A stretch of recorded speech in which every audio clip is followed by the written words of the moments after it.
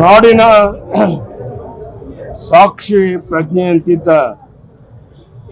ಅದ್ವಿತೀಯ ಸಾಹಿತಿ Padma Bhushan doctor SL.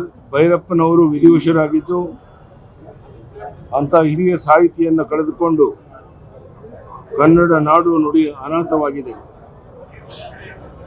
Kannada ಸಾರಸ್ವತ ಲೋಕಕ್ಕೆ ಮೊದಲ ಸರಸ್ವತಿ ಸಮ್ಮಾನ್ ಗೌರವವನ್ನು ತಂದುಕೊಟ್ಟ ದಿಗ್ಗಜ ಸಾಹಿತಿ ಡಾಕ್ಟರ್ ಭೈರಪ್ಪನವರು ಕನ್ನಡ ಸಾಹಿತ್ಯವನ್ನು ರಾಷ್ಟ್ರೀಯ ಮಟ್ಟದಲ್ಲಿ ನಡೆಸಿದ ಧೀಮಂತೆ.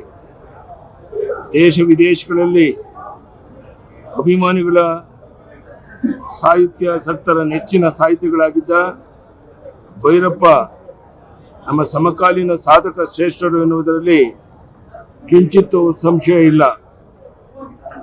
ಆ ದಿವ್ಯ ಸಾರಸ್ವತ ಚೇತನಕ್ಕೆ ದೇವರು ಸದ್ಗತಿಯನ್ನು ಕರುಣಿಸಲಿ ಎಂದು ಪ್ರಾರ್ಥಿಸುತ್ತೇನೆ. ಡಾಕ್ಟರ್ ಭೈರಪ್ಪನವರು ತಮ್ಮ ಅಗಾಧ ಪಾಂಡಿತ್ಯ ಪೂರ್ವ ಕೃತಿಗಳ ಮೂಲಕ ಭಾರತೀಯ ಸಂಸ್ಕೃತಿ, ಇತಿಹಾಸ, ತತ್ವಶಾಸ್ತ್ರ ಮತ್ತು ಮಾನವ ಸಂಬಂಧಗಳನ್ನು ಅತ್ಯಂತ ಆಳವಾಗಿ ವಿಶ್ಲೇಷಿಸಿದ್ದಾರೆ. ಅತ್ಯಂತ ಅಪೂರ್ವ ಜನಪ್ರಿಯ ಕೃತಿಗಳನ್ನು ರಚಿಸಿ ನಾಡಿನ ಸಾರಸ್ವತ ಪ್ರಪಂಚವನ್ನು ಶ್ರೀಮಂತಗೊಳಿಸಿದ್ದಾರೆ.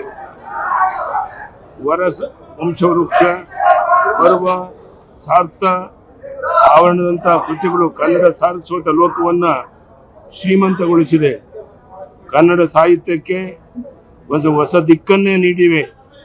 ಹೊಸ ಹೊಸ ಓದುಗರನ್ನು ಸೃಷ್ಟಿಸಿವೆ. ಪದ್ಮಶ್ರೀ, ಪದ್ಮಭೂಷಣ, ಸರಸ್ವತಿ ಸನ್ಮಾನ್ ಸೇರಿದಂತೆ ಹಲವಾರು ಪ್ರಶಸ್ತಿಗಳನ್ನು ಪಡೆದ ಭೈರಪ್ಪನವರು ಭೌತಿಕವಾಗಿ ನಮ್ಮನ್ನು ಅಗಲಿದ್ದರು.